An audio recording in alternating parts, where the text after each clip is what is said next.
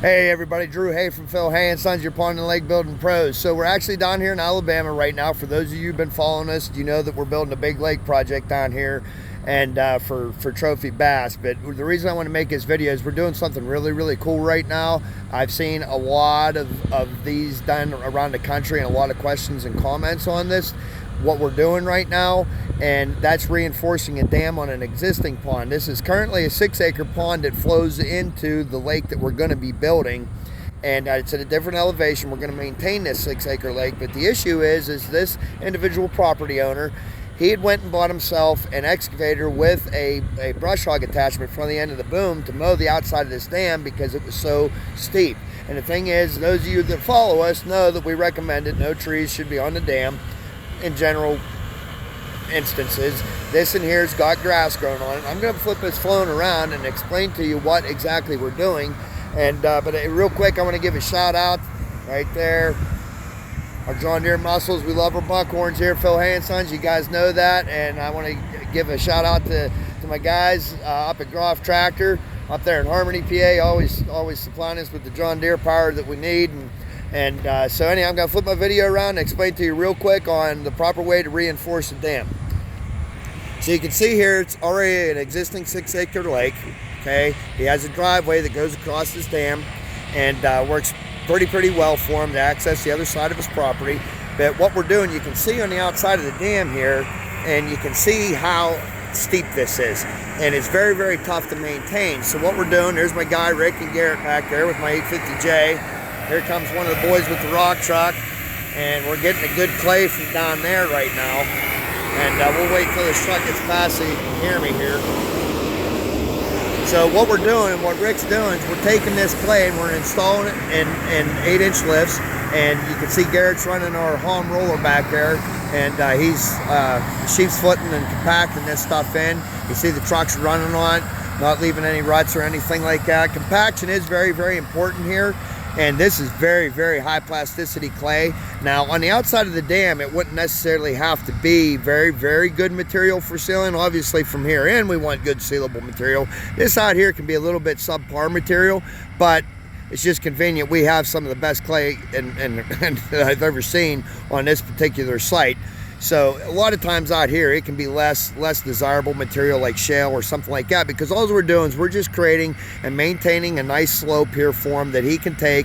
And when we're done, we're going to be able to take and fly right across this thing with a tractor and a brush hog or a lawnmower or 0-turn or whatever it is. And we're going to make sure that we have a 3.5 to 1 slope, which is very nice, that you can mow sideways. You don't have to worry about rolling.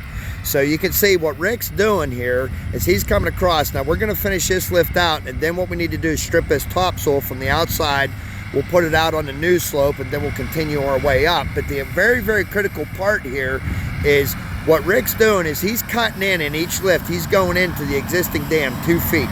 So what he's doing is he's essentially creating a step, just like that, a step down. And what that does is that locks in what we're doing to the existing dam.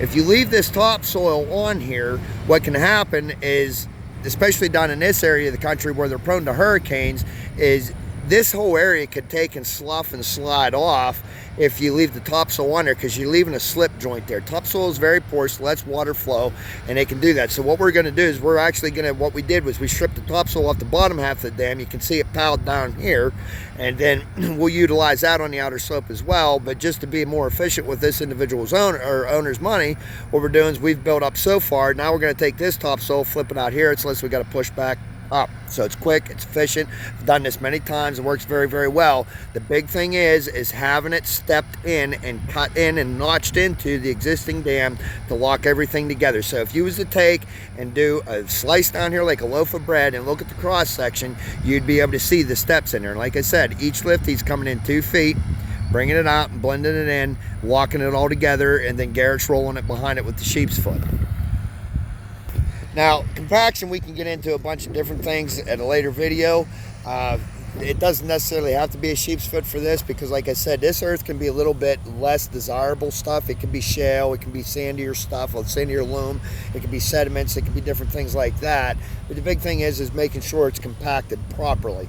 And one of our ways of being able to check that it's compacted, when we're running loaded rock trucks off of it and over it, and it's not rutting, we know we're getting really, really good compaction. I know I'm at least at 95% Proctor and coming up, which there again, we need to get into it. You guys would like probably, I think, to see a video on nothing but compaction. I think would be a good one that we need to do, and it's just kind of like a here's how video and things to expect, because I see a lot of things across the country and stuff on proper ways of compaction, and there's so many myths and different things out there and inaccuracies, and I kind of been there. We've done that.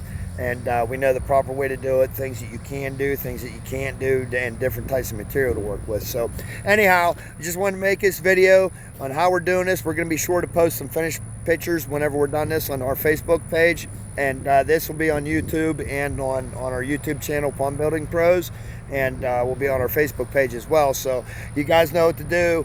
Just like always, question and comments down there. We'll be sure to answer them for you. And again, flexing our John Deere muscles. We love our buckhorns here, Phil Hay and Sons. So thanks again for watching, everybody. We're enjoying the weather down here. It's 80 degrees. There's barely a cloud in the sky. I know we've got a lot of rain up home, and we've had some serious rains down here, but we're able to keep on rolling here because, again, we're running John Deere power. So, all right, guys, thanks for watching.